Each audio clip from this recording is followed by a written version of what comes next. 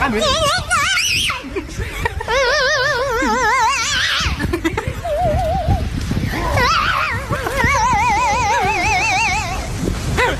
Ảo thật đấy. Ủa?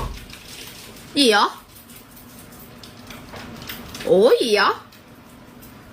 Ôi bạn ơi. Khoan, dừng khoảng chừng là 2 giây. Thôi, mày đừng có bốc phét. Mày đừng có mồm điêu đi.